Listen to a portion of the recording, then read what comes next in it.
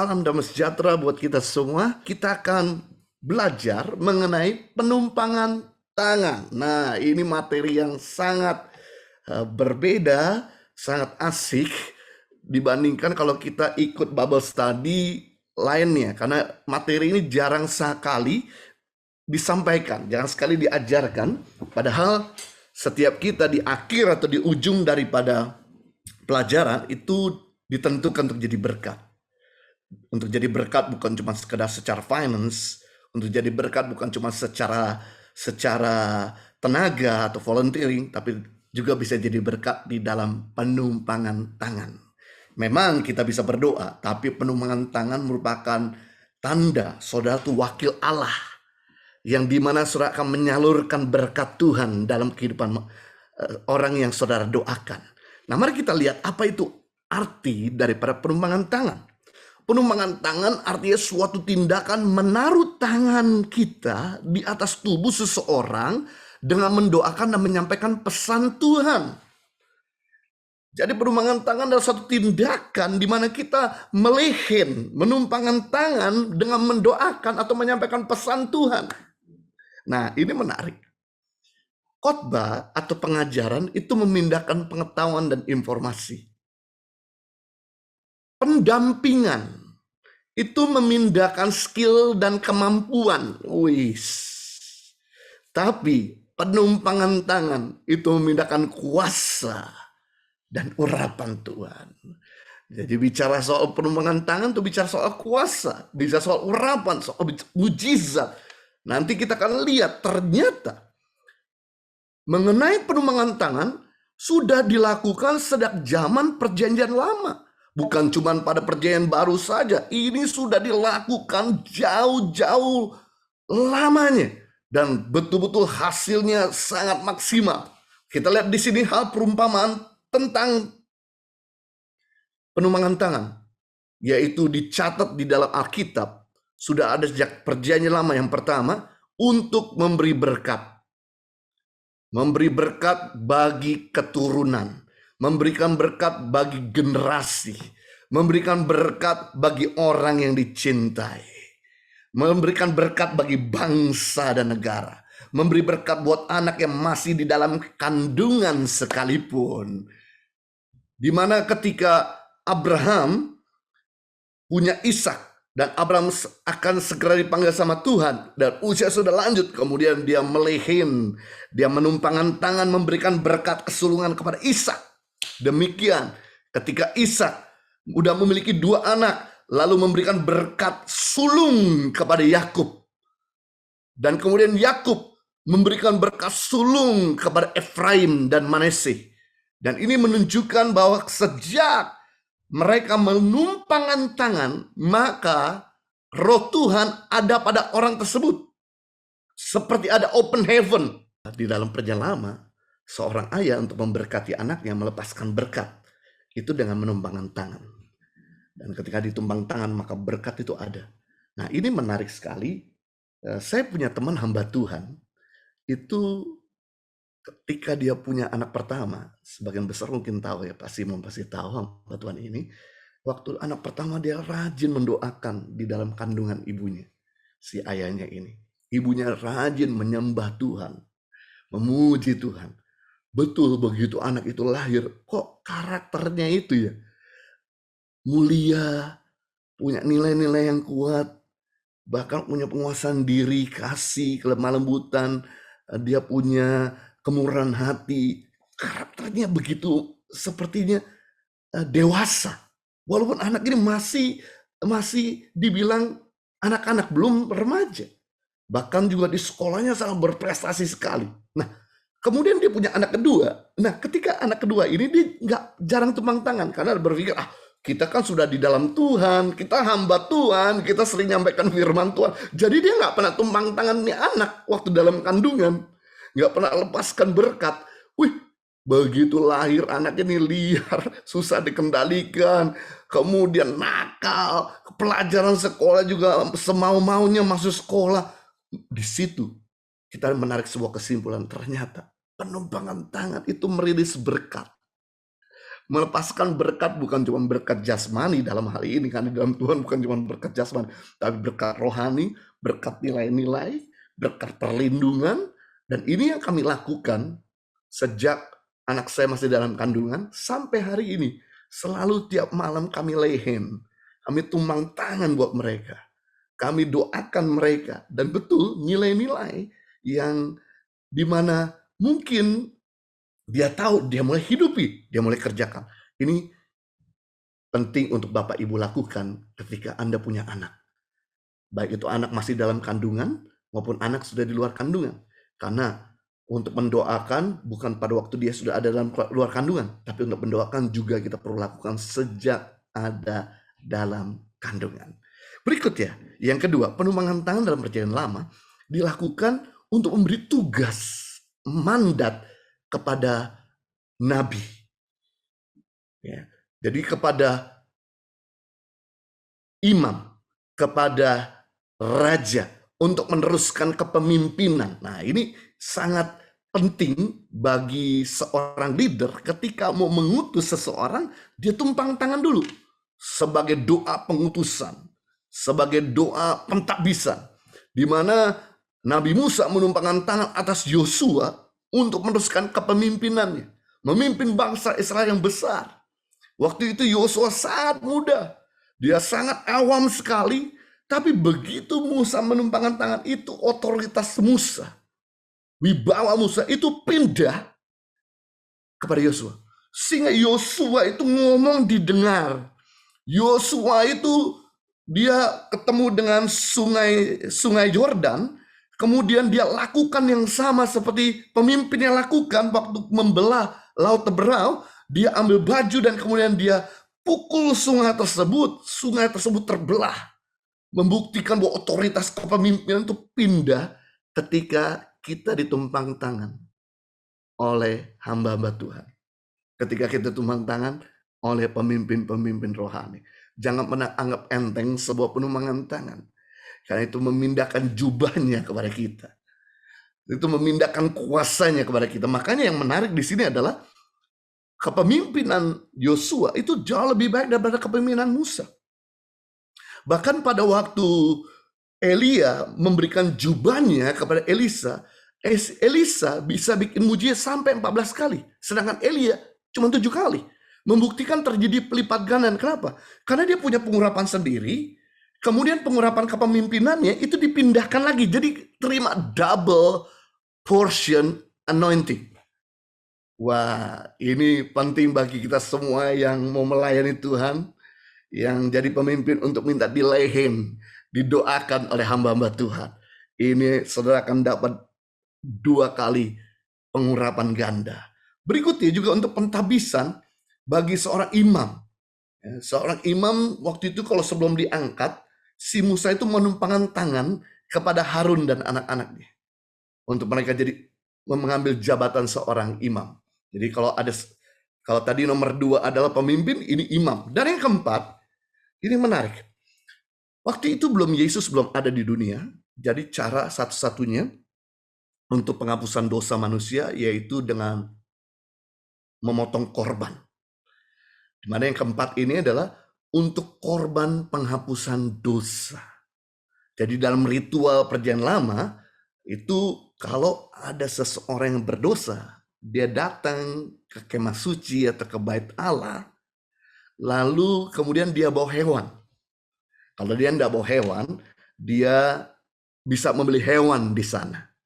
Nah, kalau orangnya sederhana, nggak terlalu the have, dia bisa membeli burung yang harganya nggak mahal. Kalau dia orang yang middle, yang sedang-sedang saja, biasa-biasa saja, dia bisa membeli atau membawa hewan seperti kambing atau domba. Tapi kalau orang itu the have, orang kaya, dia bisa membawa lembu atau sapi. Nah, waktu itu setelah dibawanya ke kemah suci, lalu si orang yang berdosa ini menumpangkan tangan kepada hewan itu untuk mentransferkan dosa-dosanya kepada si binatang itu. Nah, lalu binatang itulah yang dikorbankan. Makanya kita dapat pemahaman upah dosa selalu maut, kematian. Jadi siapa saja orang-orang Yahudi yang berdosa itu kalau menyucikan dosa, dia harus menumpangkan tangan kepada hewan, memindahkan dosanya kepada tuh hewan. Supaya si orang itu tidak mati, tapi hewannya saja yang mati. Nah puji Tuhan, yang keempat ini nggak perlu dilakukan di perjanjian lama. Di perjanjian baru maksud saya. Karena apa? Yesus sudah berkorban sekali untuk selama-lamanya. Jadi kita tinggal datang sama Tuhan untuk minta pengampunannya, maka dia menyucikan seluruh dosa-dosa kita. Amazing, luar biasa. Tuhan kita, Tuhan yang dahsyat sehingga kita nggak perlu datang lagi ke gereja untuk bawa hewan korban dan sebagainya. Nah, kita belajar sekarang ini penumpangan tangan dalam perjanjian baru. Nah, ini menarik. Dalam perjanjian baru, penumpangan tangan dilakukan pertama oleh Tuhan Yesus, yang kedua oleh rasul-rasul, dan yang ketiga oleh setiap orang percaya. Wow. Nah, kita lihat yang pertama. Penumpangan tangan dalam perjanjian baru tujuannya untuk menyembuhkan dan membangkitkan orang mati. Tuhan Yesus memberi contoh begitu banyak dalam perjanjian baru. Dalam Matius pasal 9, Markus pasal 6, Markus pasal 8, Lukas pasal 4, Lukas pasal 13, dan banyak sekali mujizat-mujizat yang Yesus lakukan dengan cara penumpangan tangan. Ketika Ibu Petrus demam tinggi, yang dilakukan sama Yesus, dia tumpang tangan. Dan kemudian ibu itu jadi sembuh. Dan kemudian melayani Yesus. Ketika kepala rumah ibadat, anaknya yang perempuan meninggal, dia datang sama Tuhan Yesus. Dan memohon untuk diletakkan tangannya kepada anak yang sakit.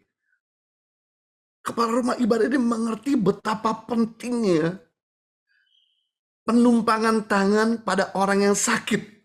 Makanya dia datang jauh-jauh mengejar Yesus sampai dia minta tolong kamu arahkan tanganmu dalam Matius pasal 9 ayat 25 kepada anakku yang mati supaya dia bangkit.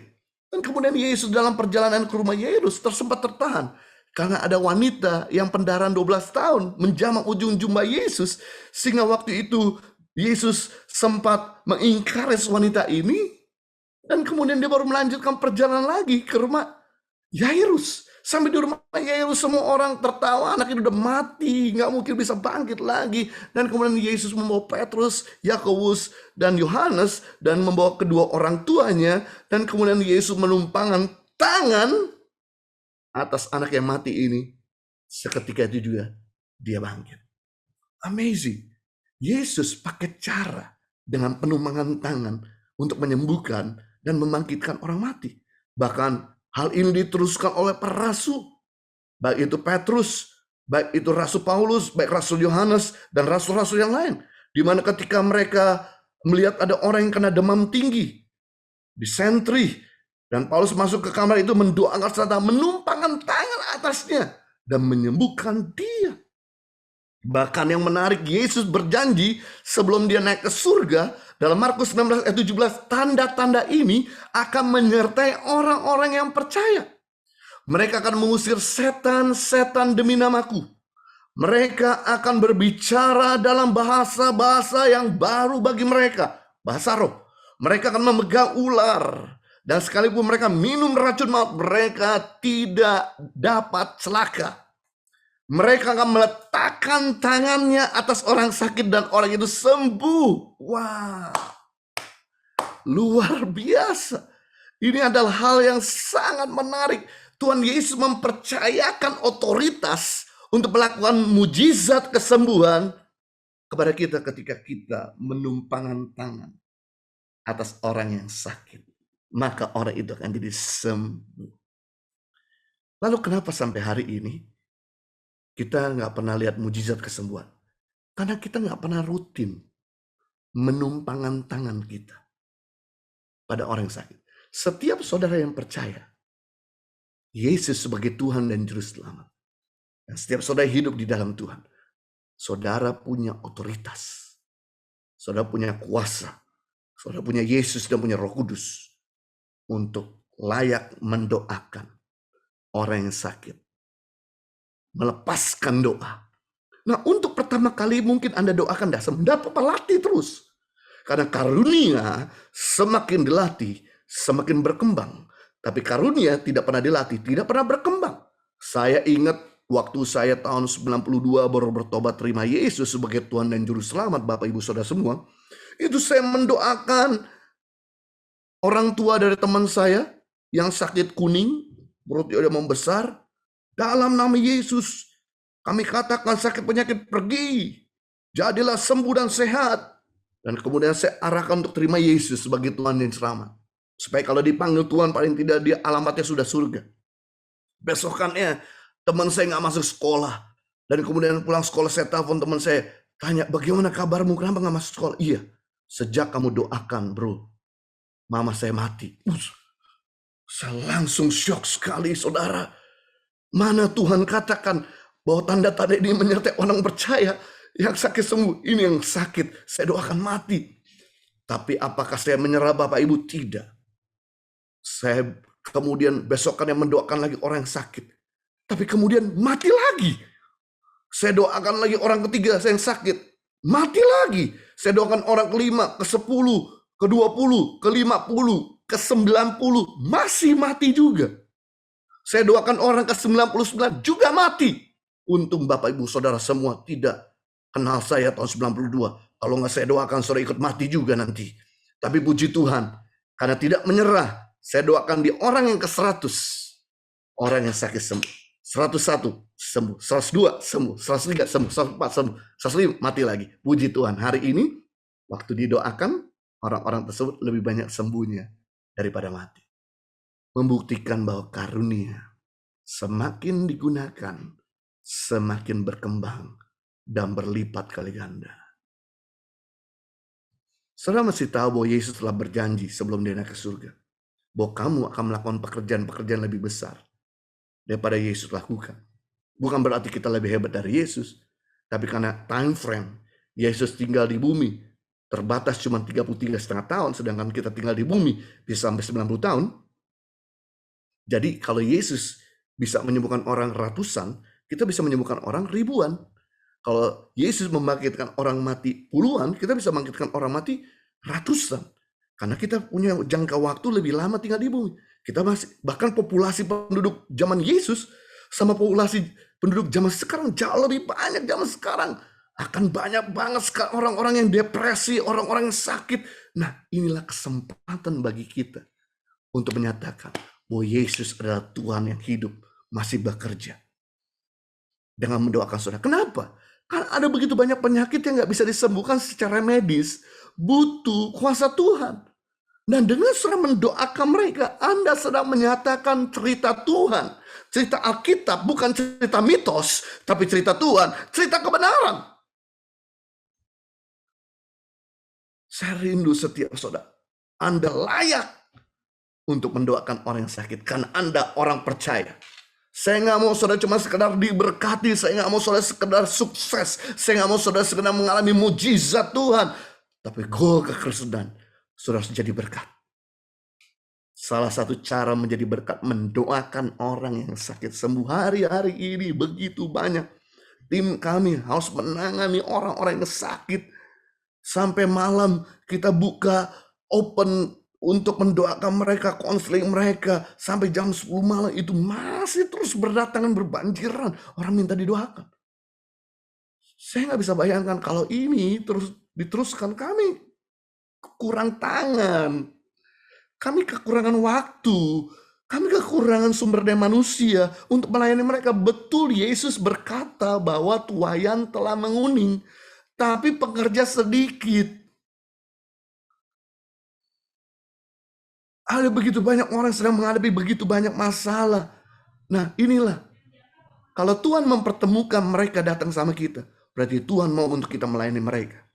Salah satu bentuk yaitu mendoakan mereka yang sakit agar sembuh. Yang kedua, penumpangan tangan dalam perjanjian baru itu untuk mencurahkan Roh Kudus dan mengimpartasi karunia-karunia Roh Kudus. Jadi yang pertama, penumpangan tangan dalam perjanjian baru itu untuk menyembuhkan orang sakit, membangkitkan orang mati. Yang kedua, tujuannya untuk mencurahkan Roh Kudus supaya orang tersebut penuh dengan Roh Kudus. Dan yang kedua, mengimpartasi karunia-karunia roh, mengignite, membangkitkan, mengkobarkan karunia-karunia Roh Kudus lainnya, nubuatan, penglihatan, marifat, hikmat, mujizat, iman, kepemimpinan, nasihat, kesembuhan, mujizat dan sebagainya. Itu dilakukan oleh para rasul ketika menumpangkan tangan jemaat, sehingga jemaat tersebut penuh dengan Roh Kudus. Wow, setiap orang masing-masing pasti punya karunia yang Tuhan sudah simpan. Tapi waktu kita menumpangkan tangan, itu kita sedang membangkitkan, seperti menjangkitkan untuk karunia itu bekerja. Nah, waktu kita menumpangkan tangan atas orang yang belum penuh Roh Kudus, ini justru menjangkitkan Roh Kudus bekerja. Untuk Roh Kudus dicurahkan sehingga orang tersebut bisa berbahasa roh. Tujuan daripada bahasa roh adalah membangkitkan iman. Tujuan daripada bahasa roh adalah membangkitkan diri kita, membangkitkan rohani kita. Makanya penting bagi setiap kita punya bahasa roh. Walaupun mungkin hari ini belum punya, gak apa-apa, miliki kerinduan, minta didoakan. Nanti setelah session tanya jawab, kita akan masuk breakout room. Di breakout room ini saudara open untuk minta sama fasilitator didoakan.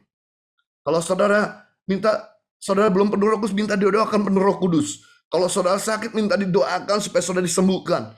Kalau saudara sedang menghadapi masalah, minta didoakan supaya bisa ditumpang tangan. Nanti lewat layar ini, saudara mengarahkan tangan saudara kepada layar. Dan nanti para fasilitator hamba Tuhan akan melayani saudara mengarahkan juga kepada layar. Maka, saya percaya kita akan semua dilawat Tuhan. Kisah Rasul pasal 8 ayat 17, kemudian keduanya menumpangkan tangan atas mereka, lalu mereka menerima Roh Kudus. Wow. Kisah Rasul 19 ayat 6, ketika Paulus menumpangkan tangan atas mereka, turunlah Roh Kudus ke atas mereka. Mulailah mereka berkata-kata dalam bahasa roh dan bernubuat. Nah, bahasa roh kita gunakan untuk pribadi, tapi bernubuat kita pakai untuk melayani yang lain. Karena nubuat itu membangun orang lain. Sedangkan bahasa roh itu membangun diri kita sendiri. Nah, kita tuh ada otoritas Tuhan. Kita anak Tuhan. Jadi waktu kita berdoa minta Roh Kudus turun, maka Roh Kudus akan melawat. Karena kerinduan Tuhan memenuhi setiap orang percaya dengan Roh Kudus. Saya waktu di tahun-tahun 97, saya hampir setiap hamba Tuhan yang datang ke gereja, itu saya minta dia doakan saya. Wah, waktu didoakan, saya lihat seperti ada mantel baru, jubah baru, seperti ada urapan yang baru, seperti ada hikmat yang baru, itu yang pindah di dalam diri saya. Saya menganggap penting ketika kita tuh didoakan, menyerap habis kata-katanya, supaya itu terjadi di dalam hidup kita. Kita menyerap dengan iman, kita seperti terbuka dengan iman, sehingga itu kata-katanya bisa terjadi dalam diri kita. Yang ketiga, penumpangan tangan dalam perjanjian baru, yaitu untuk mendatangkan rahmat tabisan. Ya, artinya untuk mengutus, untuk mentabiskan seseorang menjadi hamba Tuhan, menjadi pelayan Tuhan, menjadi rasul, menjadi nabi, menjadi penginjil, menjadi gembala, menjadi guru pengajar. Ini ketika mereka didoakan, ditabiskan. Makanya nanti di wisuda 4 minggu yang akan datang, saudara semua yang lulus ujian, itu kita akan doakan tumpang tangan saudara untuk diutus. Supaya saudara berkarya. Jadi bukan lagi kami, tapi otoritas saudara juga ada. Otoritas Tuhan di dalam saudara itu pindah. Artinya ada di dalam diri saudara. Otoritas Tuhan Roh Kudus itu ada dalam diri saudara. Jadi apa yang kami lakukan sebagai seorang pemimpin, Anda juga punya otoritas sama untuk melakukannya juga. Para rasul meletakkan tangannya atas orang-orang untuk mengangkat mereka sebagai rekan sekerja dan utusan misi. Kisah Rasul 6 ayat 6, mereka itu dihadapkan kepada rasul-rasul, lalu rasul-rasul itu berdoa dan meletakkan tangan atas mereka. Kisah Rasul 13 ayat 3, mereka berpuasa dan berdoa. Dan mereka setelah meletakkan tangan atas kedua orang itu, mereka membiarkan keduanya Amazing. Ini hal yang luar biasa. Sebelum kita diutus, sebelum kita melayani, sebelum kita berkarya, penting untuk kita minta ditumpang tangan, didoakan agar Roh Kudus yang sama itu ada pada diri saudara. Dalam 1 Timotius pasal 4 ayat 14, ini firman Tuhan sangat menarik. Mengingatkan setiap kita jangan lalai dalam mempergunakan karunia yang ada padamu. Jangan lambat, jangan lupa, jangan lengah dalam menggunakan karunia yang ada padamu. Wow. Tuhan memang tertarik kepada karakter. Tapi Tuhan juga membangkitkan karismamu. Tuhan juga membangkitkan karunia-karuniamu. Maka ada karunia. Untuk apa? Membuat nama Tuhan lebih dipermuliakan. Membuat justru orang mengalami Tuhan. Jangan lalai mempergunakan karunia yang ada padamu. Yang telah diberikan kepadamu oleh nubuat. Dan penumpangan tangan sidang penatua. Wah, jadi kalau saudara udah tumpang tangan nanti. Atau nanti bahkan di breakout room saudara berkata, Pak tolong doakan saya supaya saya bisa melayani. Baik itu melayani memberitakan Injil, melayani di tempat pekerjaan, melayani di rumah, baik itu melayani di sebuah komunitas. Anda minta didoakan. Maka itu kita punya karunia semakin terjangkit. 2 Timotius 1 ayat 6. Karena itu kuperingatkan engkau untuk mengobarkan karunia Allah yang ada padamu oleh penumpangan tanganku atasmu. Jadi setiap kita yang sudah ditumpang tangan, jangan lagi rasa rendah diri. Jangan rasa lagi bahwa saya tidak bisa. Saya nggak mampu. Ingat, Tuhan memakai apa yang ada pada kita. Tuhan tidak pernah memakai apa yang kita nggak punya. Musa punya tongkat. Dia tidak pasti bicara. Tongkat lambang daripada kepemimpinan. Sampai sekarang jenderal-jenderal itu punya tongkat. Sampai sekarang polisi yang punya kepemimpinan itu ada tongkat. Karena tongkat lambang daripada kepemimpinan. Musa nggak pasti bicara. Dia ngomong, Tuhan aku nggak pasti bicara. Oke, nggak apa-apa. Tapi kamu punya tugas memimpin. Nanti yang bicara Harun. Wow. Tuhan sudah beri karunia di dalam diri saudara. Waktu saudari didoakan, saudara harus mempergunakan karunia itu. Salah satu karunia yaitu mendoakan orang yang sakit menjadi sembuh. Setiap kita punya karunia untuk mendoakan orang yang sakit.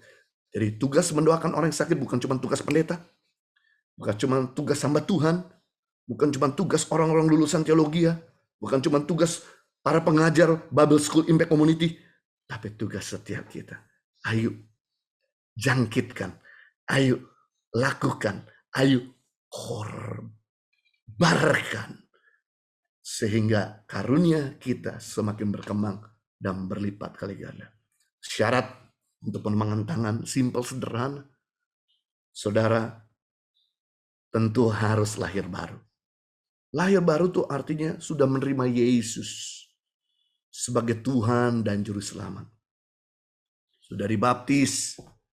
Karena Yesus sendiri sebelum melayani ya Bapak Ibu, Yesus itu kan lahir di Bethlehem. Kemudian dia 2 tahun ada di di Bethlehem, kemudian 4 tahun dia ada di Mesir. Berarti udah sekian tahun ya. Kemudian 24 tahun dia ada di Nazaret. Nah, waktu usia 30 tahun, Yesus turun dari Nazaret sebelum melayani. Turun dari utara sampai ke daerah Yeriko untuk dibaptis. Nah, setelah dibaptis, baru Yesus kemudian dicobai, dan kemudian disitulah Yesus mulai melayani. Jadi penting di sini, untuk kita lahir baru dulu, baru kemudian melayani.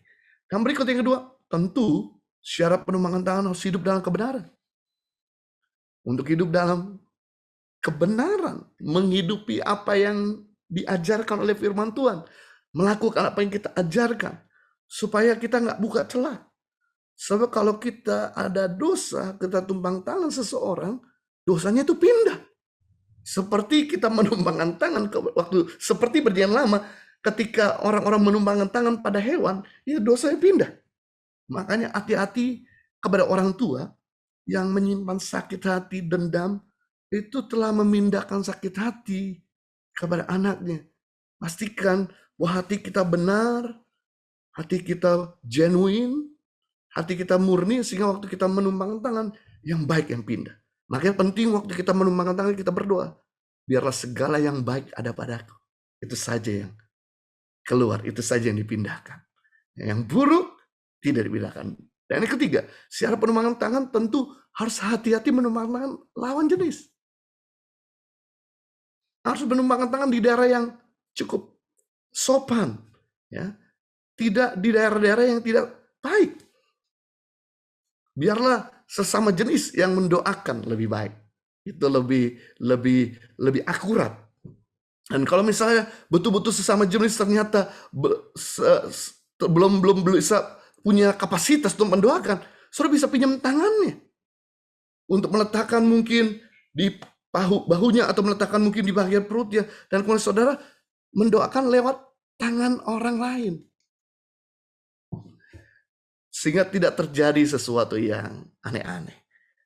Simple, sederhana, dan saya berdoa setiap saudara dipakai Tuhan untuk melakukan mujizatnya dan bahkan mengimpartasi karunia-karunia Tuhan kepada yang lain. Amin. Kita akan masuk session tanya jawab. Silakan Pak Simon.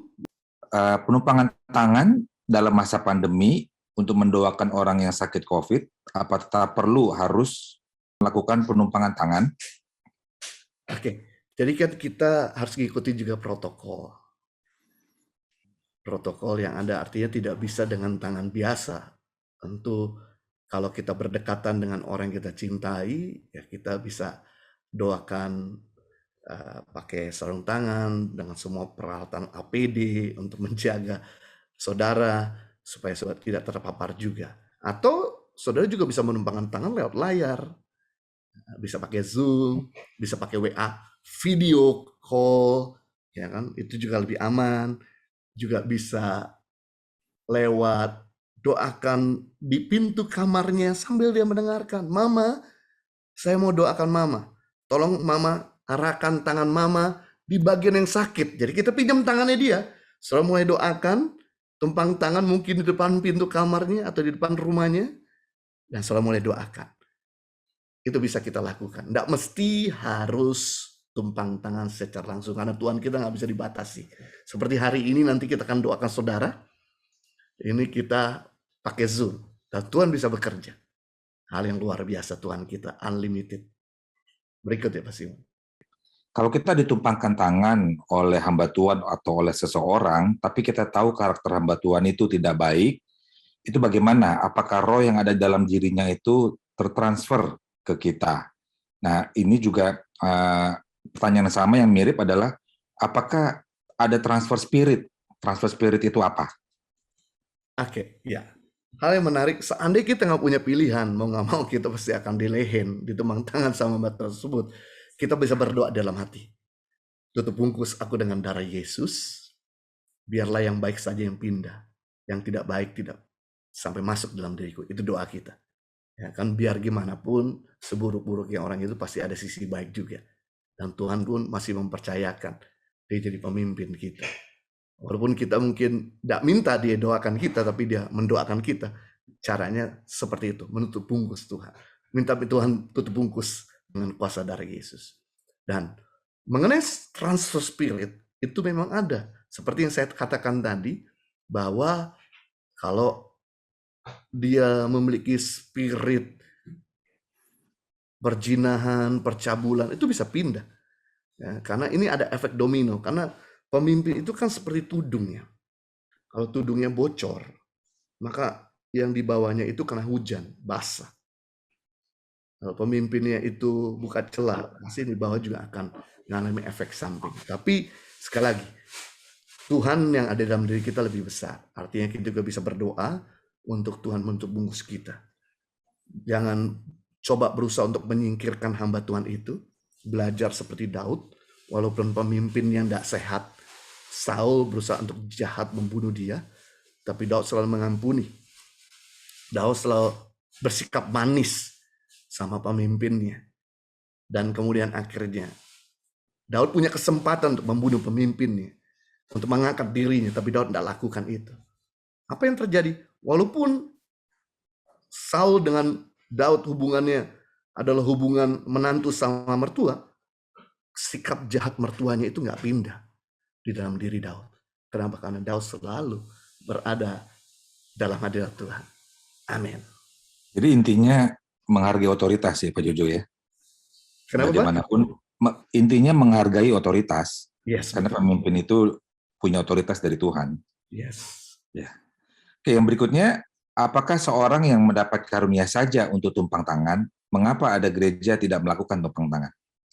Masing-masing denominasi itu punya tata cara tersendiri. Kalau Katolik, penumpangan tangan, waktu mentabiskan seseorang. Kalau Kristen Protestan, Pantekosta jelas penumpangan tangan. Mungkin beberapa ada yang tidak melakukan, kita menghargai. Setiap mereka punya doktrin.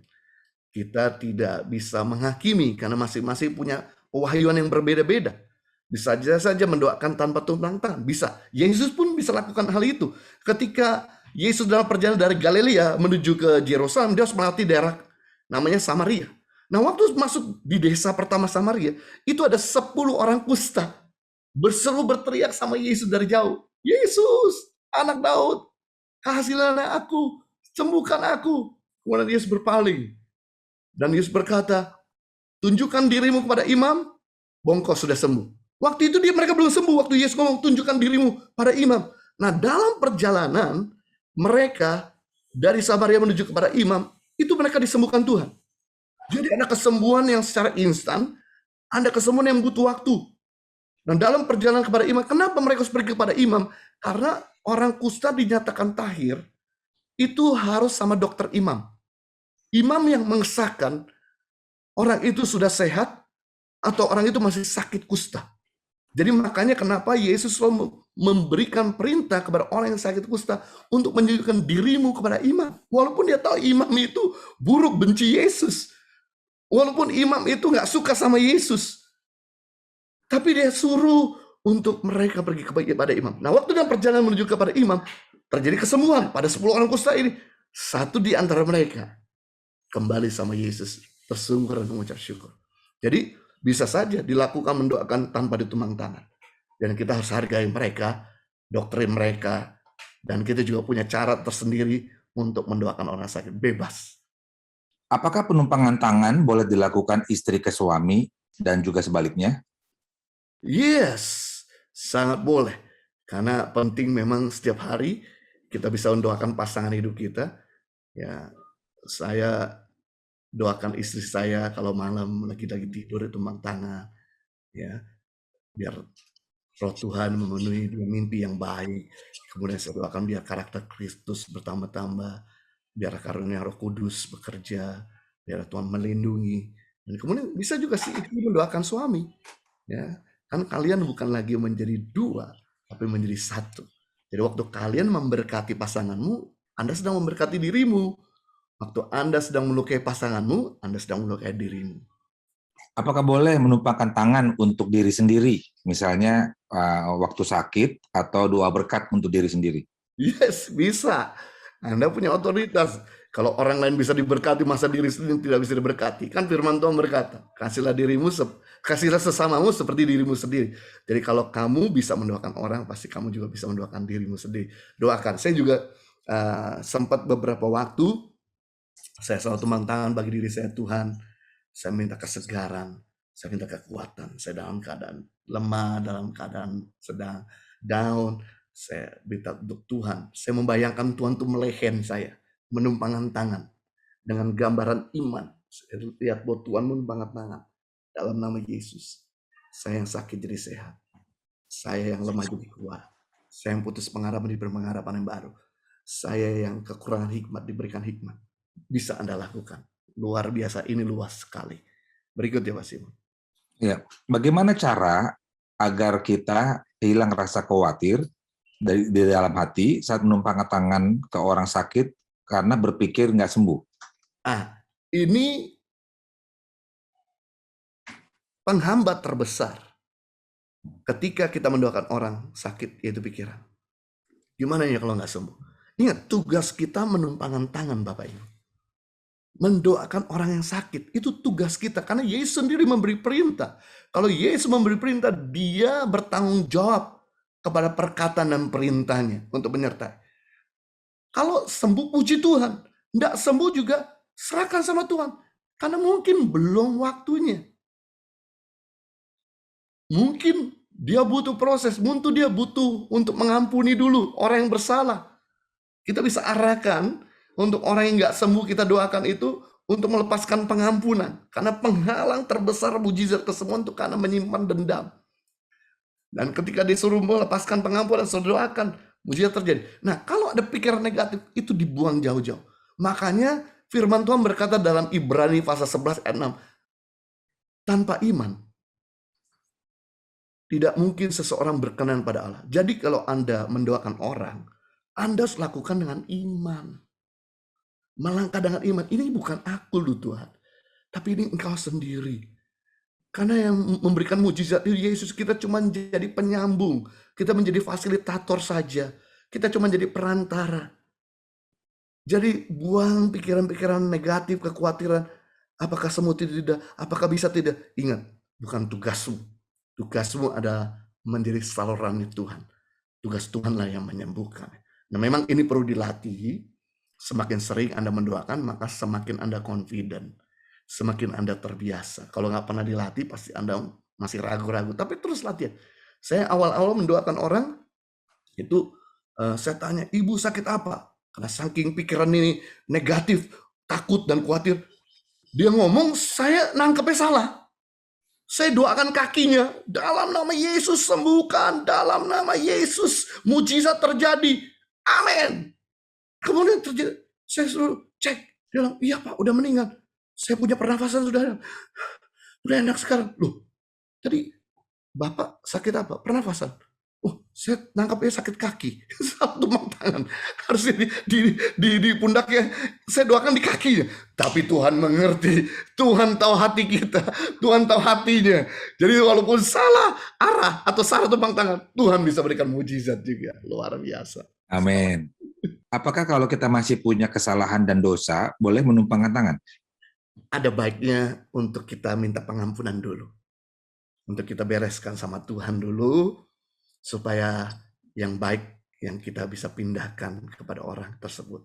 Jadi memang setiap kita nggak lepas dari kesalahan. Itu sebabnya sebelum Anda mendoakan orang, Anda selalu berkata, Tuhan ampuni kalau ada kesalahan. Sucikan dengan kuasa darah Yesus. Untuk tebus aku dengan darah. Izinkan aku mendoakan dengan kuasa dan urapan Tuhan. Bukan aku, tapi biarlah nama Tuhan yang dipermuliakan. Nah setelah itu sudah mulai bisa mendoakan oleh saya. Tapi kalau saudara, minta maaf ya, kalau saudara hidup dalam perselingkuhan, perjinahan, atau nonton pornografi terus, ada baiknya Anda selesaikan dulu dosa ini. Karena syarat yang tadi saya sampaikan, sudah bertobat, sudah hidup dengan kebenaran. Ya, artinya beresin dulu lah, selesaikan dulu, tuntaskan dulu dosa-dosamu yang jatuh bangun. Masih selingkuh, kamu doain orang, ya. Orang masih hidup dalam perjinahan, masih doain orang. Jelas beresin dulu supaya gini. Memang tuh Tuhan ampun. Waktu kamu minta ampun, Tuhan ampuni. Tapi gini, orang lihat hidup kita.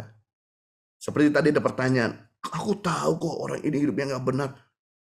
Hidup kita nggak jadi buah kesaksian. Nggak jadi berkat. Bagaimana ketika kita tumpang tangan orang itu jadi punya pikiran negatif sama kita. Maka penting hidup kita tuh benar, supaya orang yang kita doakan itu punya perspektif yang benar tentang kita. Maka ketika dia punya perspektif yang benar, dia menerima dengan iman. Mujizat terjadi. Seorang evangelis berdoa berkat dan mengangkat tangan untuk tumpang tangan. Ada beberapa yang komplain karena harus sudah jadi pendeta katanya. Mohon penjelasan, Pak. Sekali lagi, bahwa setiap institusi itu punya cara tersendiri, punya doktrin tersendiri, yang dimana kita harus tunduk di bawah kepemimpinan mereka. Jadi kita harus hargai mereka. Walaupun memang Tuhan Yesus berkata, tanda-tanda ini menyertai orang percaya. Berarti bukan cuma orang-orang lulusan teologi, bukan cuma orang-orang yang berkependetaan saja yang memiliki tanda-tanda ini. Salah satu menumpangkan tangan. Kalau di kami, Impact Community Indonesia, itu kami mengambil prinsip Tuhan Yesus, mengenai prinsip rasul-rasul. Rasul-rasul belum sekolah Alkitab. Rasul-rasul diberi kepercayaan oleh Tuhan Yesus selama melayani untuk mendoakan orang yang sakit menjadi sembuh. Jadi kami juga beri kesempatan ini kepada saudara. Kalau saudara hadir di bawah naungan kami, saudara dikasih kesempatan, dikasih kebebasan untuk mendoakan orang yang sakit agar mereka cepat sembuh. Karena kesian sekali kalau kita nunggu pendeta, jadwal pendeta terbatas. Tapi kita yang tahu, yang dekat, yang selalu siap sedia, kenapa tidak kita mendoakan mereka? Kenapa harus menunggu jadwal pendeta? Oke, boleh. Kalau Anda mau bawa pendeta, pas waktunya memang bisa segera dilakukan untuk didoakan. It's fine, it's okay. Tapi kalau memang pendeta itu sibuk, izinkanlah untuk saudara melakukannya dan mendoakan supaya mereka bisa cepat sembuh. Apabila ada kerinduan melayani, tetapi tidak ada yang menumpangi tangan, apakah tidak berlaku, Pak, pelayanan kita? Tidak juga. Walaupun tidak ada yang menumpangkan tangan, kan Tuhan udah dalam diri kita. Kita tinggal lakukan. Kita tuh gak mesti harus ya mencari-cari penumpangan tangan dulu baru melayani. Jangan sampai, saya kasih tahu garis bawah, jangan sampai penumpangan tangan itu jadi jimat. Kita rasa gak afdol kalau kita gak tumpang tangan dulu. Jangan sampai. Izinkanlah dia bekerja dalam diri kita. Kadang-kadang memang ada orang-orang yang gak punya kesempatan yang didoakan. Gak apa-apa. Saya lihat ada beberapa teman saya, itu dia nggak punya kesempatan didoakan sama pemimpinnya, ditumpang tangan sama pemimpinnya, tapi dipakai Tuhan secara luar biasa. Malah sekarang dia menumpangkan tangan banyak orang. Karena tanda-tanda ini menyertai orang percaya. Berarti setiap orang percaya memiliki tanda-tanda untuk menumpangkan tangan atas orang yang sakit sembuh. Bukan berarti setiap orang percaya harus ditumpang tangan dulu, baru kemudian bisa mendoakan. Itu salah kaprah. Ya. Dan ini saya mau garis bawakan. Penumpangan tangan nggak mesti harus jatuh loh Bapak Ibu. Jadi kalau sampai saudara doakan orang itu nggak jatuh, jangan tolong didorong-dorong. Please lah. Jangan sampai Anda tuh paksa orang itu jatuh. Orang jatuh itu karena Roh Kudus, bukan didorong sama kita. Jadi jangan merasa nggak afdol nih dia nggak jatuh. Masing-masing orang mengalami perjumpaan dengan Tuhan tuh berbeda-beda. Malah orang kadang benci loh didorong-dorong. Jadi orang akhirnya nggak terima dengan iman, tapi malah setelah didoakan jadi benci sama kita. Ingat, tujuan kita bukan untuk jadi batu sandungan. Tujuan kita untuk mempermuliakan nama Tuhan. Jadi tugas kita menumpangkan tangan. Urusan dia jatuh, itu urusan Roh Kudus. Oke, pada waktu Anda tumpang tangan, pastikan sediakan catcher di belakang untuk menangkap orang itu supaya jangan tergeletak kepalanya sampai terbentur ubin. Supaya jangan sampai terjadi sesuatu. Memang ada beberapa yang sempat jatuh ke ubin tanpa ada orang yang menopangnya. Tapi Tuhan lindungi. Tapi ada baiknya kita menjaga. Ada yang jatuh. Tapi gak apa-apa. Kalau dia jatuh, izinkan Roh Kudus bekerja. Dan waktu Roh Kudus bekerja ya, waktu dia bekerja dia bahasa roh, waktu dia jatuh itu ya, itu dia nangis. Itu mereka kalau kelewatan ya, kebablasan, sampai termanifestasinya itu bablasan berjam-jam. Itu kadang-kadang kita sadarkan. Oke, Tuhan sudah bekerja buat kamu. Ayo, sekarang ini kita doa. Dalam nama Yesus, aku serahkan hidup hamba Tuhan ini, anak Tuhan ini ke dalam tangan Tuhan. Amin. Supaya dia disadarkan. Ya, supaya dia jangan terlalu tenggelam di dalam. Kalau memang dia udah beberapa menit, is okay, biarkan. Tapi kalau sudah mengganggu acara, di tengah-tengah khotbah dia termanifestasi, teriak-teriak, wah itu harus ditertibkan. Karena Roh Kudus itu tertib, nggak bikin orang jadi terganggu. Kecuali beda kalau kita main ini pribadi, oke lah, lepasin dia. Sampai berjam-jam nggak apa. Tapi kalau banyak orang, kita sadarkan dia. Ya, supaya nggak mengganggu yang lain. Amin. Kita lanjut ke berikutnya. Pak, bagaimana kalau saling mendoakan untuk orang yang sama-sama sakit? Jadi yang mendoakan sakit, yang didoakan juga sakit. Wah, keren banget tuh. Saling tolong-menolong, saling topang-menopang, saling bahu-membahu. It's okay, doakan. Karena berdoa kan melepaskan kata-kata berkat. Berdoa tuh mengharapkan berkat loh. Beda mengutuk. Mengutuk tuh melepaskan kata-kata negatif. Bahkan gini ya, Anda itu mengharapkan yang buruk sama seseorang, itu sudah melepaskan kutuk. Makanya selama hatimu itu murni, Walaupun aku sakit, kita doakan orang sakit, itu mulia banget. Bayangkan di tengah-tengah saudara sakit, saudara masih mendoakan orang yang sakit. Ini bentuk kasih dan perhatian saudara sama orang itu. Ini saya angkat jempol. Ini saya angkat jempol. Dan Tuhan pasti akan bekerja karena dia nggak tahan. Saudara sakit, saudara masuk pikiran orang sakit. Saudara sedang menghadapi pergumulan dalam rumah tangga, saudara masih melayani orang, membantu orang juga. Nah ini luar biasa sekali. Lanjutkan dan teruskan. Ya, Pak Jojo mungkin ini ada jemaat yang bingung Pak soal penumpangan tangan karena di dalam pikirannya dia penumpangan tangan itu harus otoritas imam. Jadi ini ada yang bertanya, apakah setiap orang atau jemaat itu menumpang tangan itu kepada orang lain itu bisa atau tidak? Karena otoritas ada pada imam. Mungkin ketukar-tukar kali Pak antara penumpangan tangan oleh pemimpin dan oleh sesama untuk yang orang sakit. Oke, dari Pak Simon boleh kasih masukan? Ya, jadi kalau misalnya untuk orang sakit, ya nggak harus imam, sesama kita bisa. Cuma memang ada penumpangan tangan yang dilakukan oleh pemimpin. Misalnya pada saat pengutusan, itu oleh pemimpin kepada jemaat, kemudian pentahbisan. Nah, itu harus dilakukan oleh otoritas pemimpin. Dari saya itu Pak Jojo, mungkin Pak Jojo bisa menambahkan. Setuju, setuju. Untuk doakan orang sakit siapa saja tugas kita, tapi untuk mengangkat seseorang jadi pemimpin justru butuh pemimpin yang ada di atasnya, yang mendoakan mereka dan mentahbiskan. Yes. Kenapa penumpangan tangan membuat jasmani capek, tetapi secara rohani makin kuat? Terima kasih. Ya, ya, Mungkin banyak kali Pak yang didoakan. betul.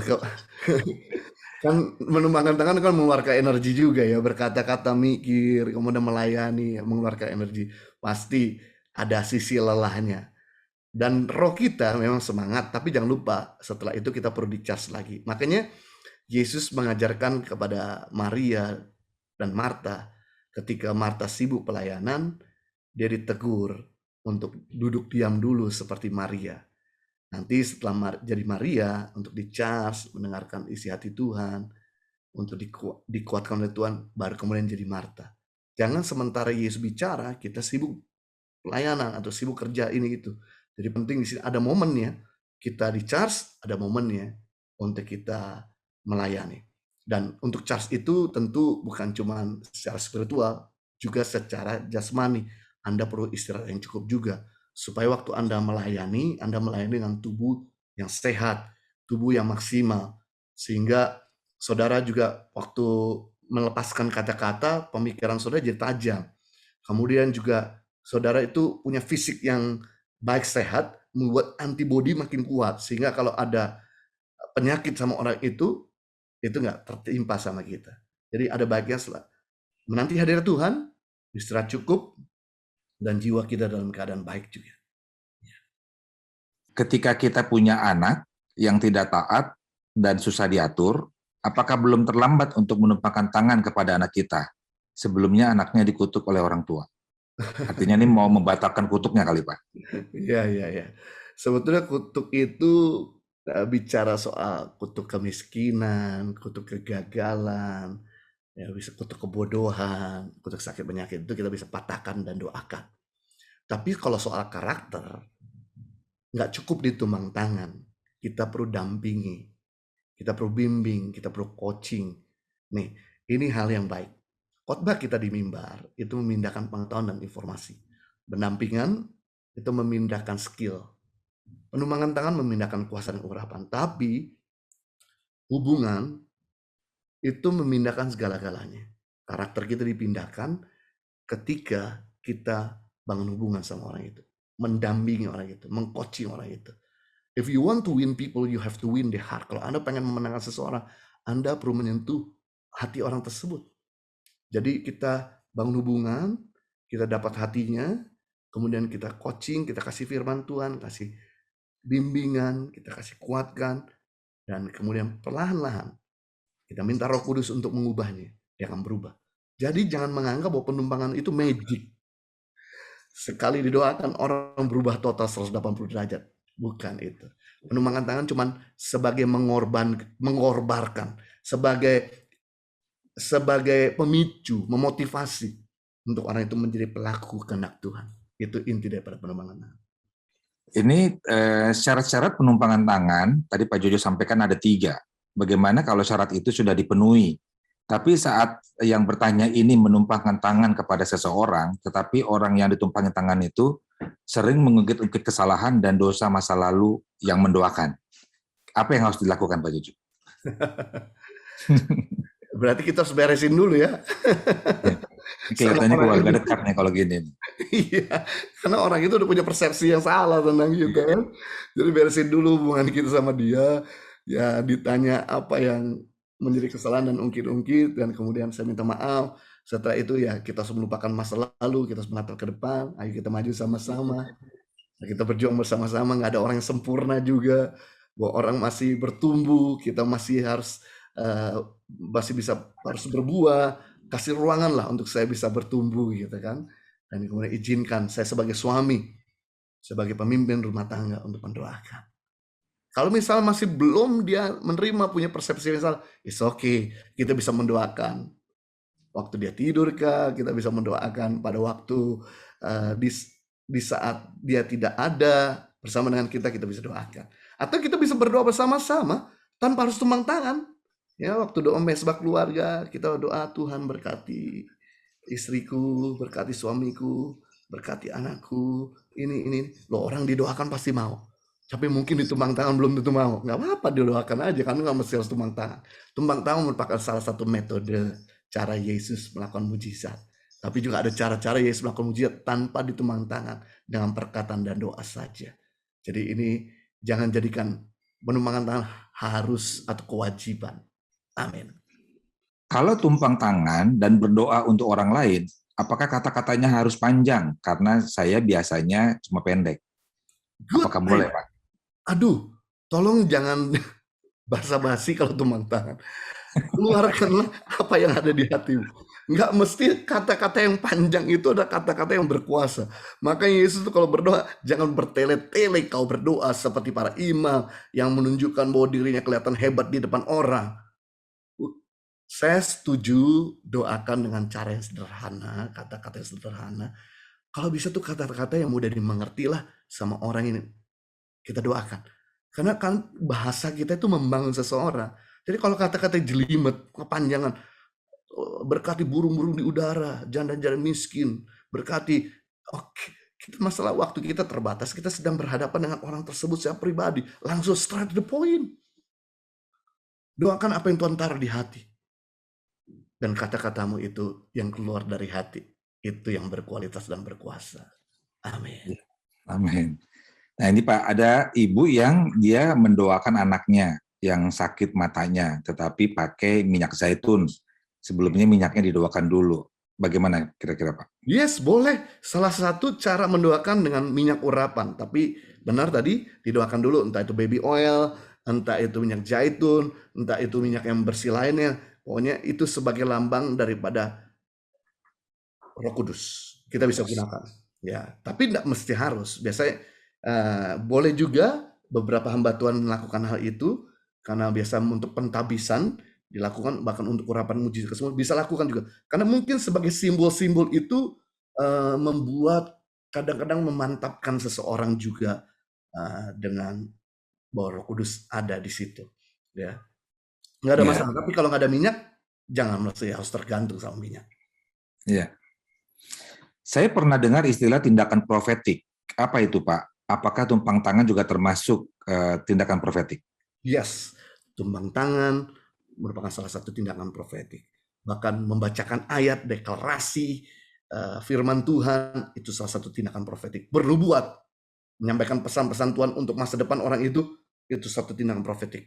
Bahkan membaca karunia marifat tentang keadaan orang itu hari ini, itu salah satu tindakan profetik. Jadi semua yang bersifat mendoakan itu adalah satu tindakan profetik. Roh Kudus sedang bekerja dan menggerakkan hati saudara. Misal, oke, saudara yang sakit, arahkan tangan saudara sama Tuhan. Itu salah satu tindakan profetik. Untuk minta Tuhan menjawab. Bahkan saudara bisa menyuruh orang itu untuk berdoa kepada Tuhan. Oke, saudara pengen berdoa apa? Minta sama Tuhan. Itu salah satu tindakan profetik. Jadi tindakan profetik begitu luas. Sangat luas. Ya. Ya. Ini pertanyaannya sudah diperbaiki nih Pak. Apakah kita bisa menumpangkan tangan apabila orang yang sedang kita tumpangkan tangan orang itu sedang tidur pulas? Ya, bisa. Waktu dia tidur pulas, kita tumpang tangan. Tentu kita tumpang tangan dari hati nurani yang murni ya, bukan dari kebencian. Ini karena kasar, Tuhan bikin dia lembut. Wes, nanti dia dengar, dia marah, bukannya dia terima dengan iman. Artinya tentu dengan kata, Tuhan buat istriku ini lemah lembut, supaya dia jadi jadi seorang ibu yang menjadi berkat bagi anak-anak. Jadi seorang istri yang bisa support suami. Jadi dengan kata-kata yang manis, dengan hati yang sweet lah. Karena Tuhan tuh menghargai hati kita waktu mendoakan orang. Amin. Sudah Pak, semua pertanyaan sudah terjawab. Siap. Terima kasih Bapak Ibu. Terima kasih Pak Simon.